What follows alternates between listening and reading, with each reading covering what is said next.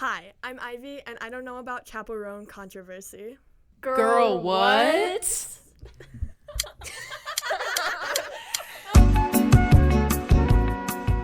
Girl, you don't know about Chappell Roan? Let me tell you. So, a couple months ago, Chappell Roan created a TikTok about, like, her basically calling out people that were stalking her because she had this person that was stalking her family. She had people coming up to her and only really seeking a picture and not really caring about who she was and just wanting her for the fame. And so people did not enjoy that. They felt called out and felt attacked, so they hopped on the Chappell Roan bandwagon. That is still going on to this day. The bandwagon, include not going to her concerts, or does it just include, hating on her on social media? So, actually, a few days ago, Chappell Roan hosted SNL in New York, and at the after party, people saw her coming out of the after party and were like, "Boo, you suck." And she was just getting in her car, so it is legit happening right now. So they are going to her events and actively hating on her. So That feels like it doesn't work. She just gets more money from that, though. Yeah, I mean, okay, because at first it was her calling people out, which, it's always, when you're a famous influencer, people have this, picture perfect view of her, and when you call them out on, nasty behavior, people will throw a fit. So the hate train first started when she called out people.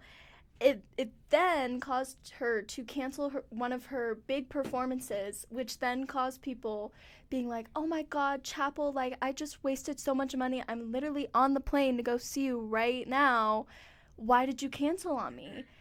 And they didn't look into the bigger picture of how I'm physically and mentally not okay. I'm extremely stressed out. I need to cancel my show. But they did not care. They just wanted to hate on her for no reason because they hate to see women succeed. So did all the stress come from the controversy, or did it come from, being a performer and stuff like that? It was definitely both.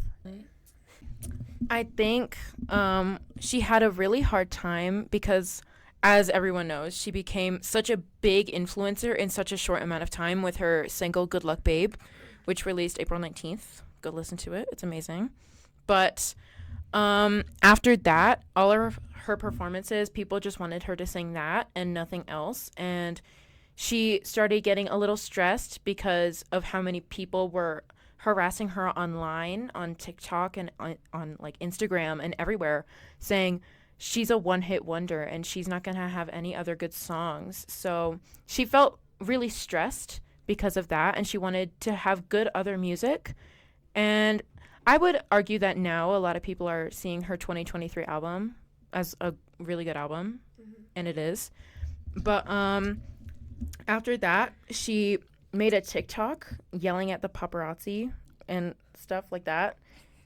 Well, she didn't make it, but other people did. And other people Saw her yelling at the paparazzi? Yes, and they were very angry with her, especially because at the VMAs, one of the paparazzi... No, actually, it was this one. That one. And Oh my God. one of the paparazzi people on the red carpet told her to shut the F up. And yeah, she was taking photos on the carpet, and she clapped back. And She should. And didn't she say don't do that with me? I'm not the one to do that with. Wait. And a lot of people were like, she didn't have to respond that way. She was so aggressive to the reporter. And yeah, a lot of people were super angry with. Is that not her whole brand? She is a lesbian coming from a homophobic state. I feel like her whole brand would be to clap back on bad people. I think this was also before people started seeing her as such a Icon. defensive person, because she believes in what she believes in very strongly, and she's very passionate about what she does, and she doesn't like to be talked down like how other people put influencers in a box and she didn't want to do that. So that's, I think, the first time where people started to see her as such an argumentative person. And I think that's when more people started jumping on the hate train. Can I get some background about Chappell Roan? So I'm going to ask you a few questions, and then you guys can answer them. So I just wanted to know, I know Pink Pony Club is the album, right? When did it come out? Or No. what is the album? The album is Rise and Fall of a Midwest Rise and Princess. Fall of a Midwest Princess. When did that come out? August 2023 or Yeah. September? But I mean, to me, I think that Chappell Roan rose very, very quickly. Do you think that's true? Yeah, I think a lot of her fame comes from TikTok, and I think a lot of people really enjoyed her kind of new style because a lot of celebrities nowadays, they're lacking stage presence. And I mean, she dressed up the Statue of Liberty for one of her concerts in New York, and she has really extravagant outfits and hair and makeup, and people really enjoyed that. And I think also because it's really interesting to connect to her music because you can also hear the, pop style that you can sing to, but then you can also kind of see the undertones of her music that talk about her struggles of being queer in a very, very homophobic city. I think Pink Pony Club kind of talks about getting free from that kind of homophobic place, but also missing it because that's her home. So I think a lot of queer people especially relate to her music and kind of what she stands for. So I think that's where she got most of her fame. Okay, I see that. How long has she been doing music? Or because I know people like Sabrina Carpenter, Olivia Rodrigo. I know that actually Sabrina Carpenter, I don't think that's true, but Olivia Rodrigo, she got popular very, very early in her music career.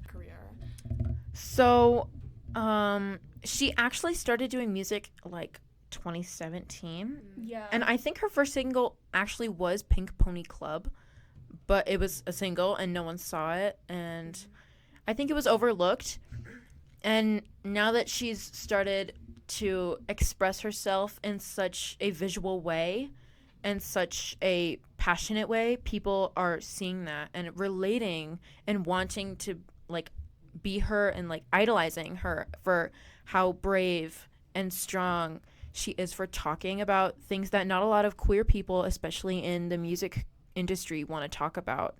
And I think that, again, with her style, I saw something where it said she was such a recognizable person because of how she dresses, and I think that played a part in her immediate success with her song from this year. So, but it wasn't immediate. Obviously, she had to go through what's 24 minus 17. Whoopsies, I can't do math. Wait, this is actually 3. You got 7. She had 7 years without fame. What do you think made her continue to this point where she was able to keep a fan base even after talking after paparazzi?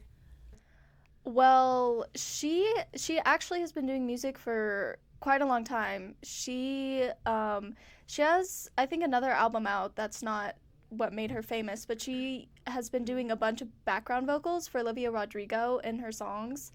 But she didn't start doing songs solely Solo. and I think recently. Did she if she was with Olivia Rodrigo, obviously she was signed with a big company pretty early. Did she ever do tours?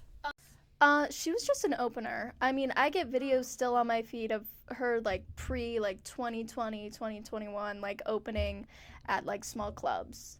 And then it's really interesting to see her growth because I'll get these videos where it's clubs and it'll be music, and then you'll see her at I don't know, the VMAs, and she's doing sold out arena shows, and it's really interesting how kind of the internet works and how fast you can make someone famous and how fast you can deem her canceled and deem her this horrible person when she actually is just a normal human being with emotions. Yeah, How do you think that this controversy like reflects her fan base? Well, it's a combination of a lot of things. I think it's her calling out weird activity within the fandom. It's her not endorsing a candidate for the presidency. It's her canceling her shows, and then now, most recently, calling out rude paparazzi. I think there's kind of both a kind of black and white side of the fandom. There's the fandom that, only likes her for her music and can't see past the boundary of someone that's for entertainment and kind of just see her as, someone you listen to, which are the people that are bashing on her and saying, oh, you shouldn't be acting like this. Like, this is what you get now that you're famous. Like, you should deal with it. And then there's the kind of more, like, understanding side. That's her, like, okay, some of your stuff is questionable, but, like, she still has emotions. She still has, like, mental health issues, and you can see where she's coming from. So I think, there's a good and bad side to every fandom, and in stuff like this, you can really see people's true colors and how much they've liked said artist before. So How do you think, like, in the future, the more fans should, react when meeting a celebrity like this? I mean, I saw one of her shows, and I think, like, over 10,000 people or over 100,000 people came to, like, an arena show, and that's really hard to do. So I think it's kind of the influence of other people, because I know that everyone wants to please everybody, and I think when someone sees someone that they like is a fan of, say, Chappell Roan, they want to be a fan of Chappell Roan too, like, be like whoever is the other person who's a fan.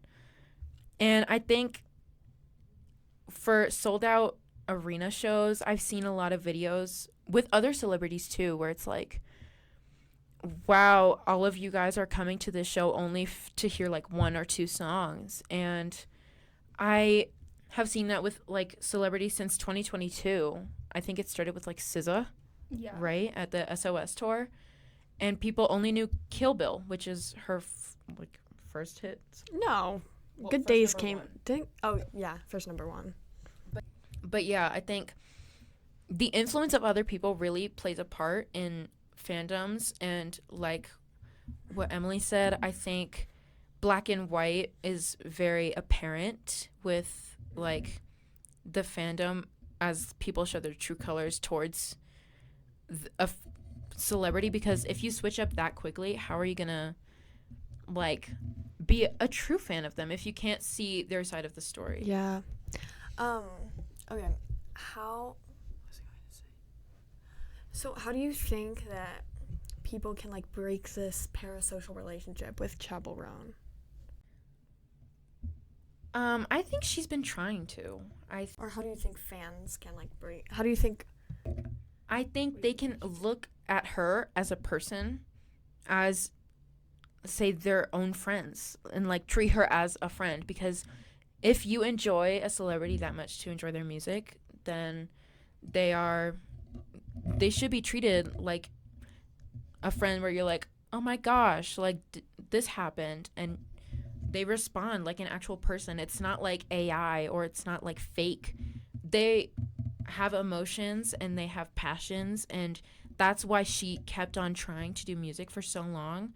And I think the success, she wanted it, but she didn't expect it so fast and to happen so quickly. And I think that's like treating her as someone instead of like just a celebrity. Like, Yeah. So you're saying like fans are saying that like I put you in this piece of fame, meaning that you have to like reciprocate that piece of fan, that me being a fan to you all the time. Yeah, I think, in every kind of, I see this a lot with celebrities that are attractive. A lot of people will form parasocial relationships and think that, like, they're their friend.